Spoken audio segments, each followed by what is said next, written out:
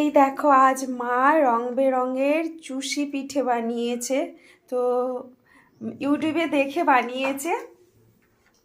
এটা কি এটা কি দিয়ে বানিয়েছো? রেড কালার একটা বিটের রস, বিটের রস, আর এটা গাজরের রস, গাজরের রস, আর এটা পালং শাকের রস। পালং শাকের রস। তো মা এগুলো সব বানিয়েছে। এবার দুধটাকে ক্ষীর করতে দিয়েছে, ক্ষীর হোক। তো তারপর আবার দেখাবো যে মা এর আগে হোয়াইট কালারের চুষি পিঠে বানাতো, বেশ ভালো বানাতো, খেতেও টেস্টি হতো।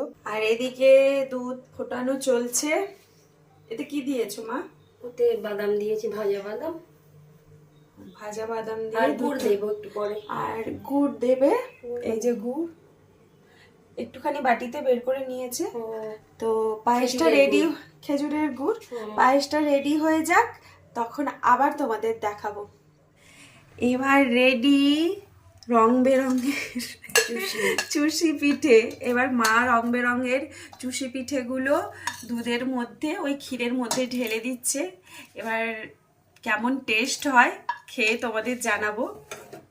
এটা আমি এই প্রথম জানলাম, এত সুন্দর একটা রেসিপি। এটা ফুটলে দিয়ে বন্ধ করে দিবে তো? গুড় দেবো। গুড় দেবে? আচ্ছা, মা এইটা কালার হয়ে যাবে না দুধটা? সেটা দেখছি। আসলে মা প্রথমবার ট্রাই করছে, তো মাও ইউটিউবে দেখে এটা ট্রাই করছে। মারও এটা কোনো আইডিয়া নেই।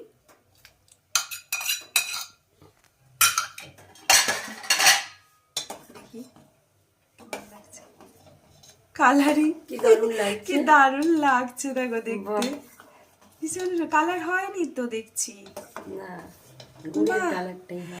একটু ফুটটা আসতে মা এবার দুধ, আরে গুড় দিচ্ছে, দুধ বলছি, সরি, গুড়টা ঢেলে দিচ্ছে। খেজুর গুড়ের মধ্যে কি দিয়েছিলে? ওই এলাচ ছিল, এলাচ আর দুধ ছিল। আচ্ছা আচ্ছা, দুধটা ঠান্ডা ছিল না ফ্রিজের। দে এবার এটাকে কি করবে? কিছু না, নামিয়ে দেবো। এবার বসে যাবে, চালের তো বেশি ফোটানো যাবে না গুড় দিয়ে। রেডি মায়ের হাতের যে কালারিং চুষি পিঠে, এই প্রথমবার মা ট্রাই করেছে, তোমাদের তো বললাম। এবার আমি খেয়ে দেখবো কেমন হয়েছে।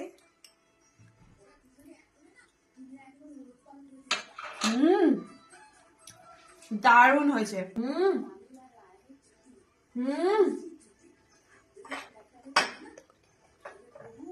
দারুণ বানিয়েছো, দারুণ, হেভি হয়েছে, হেভি।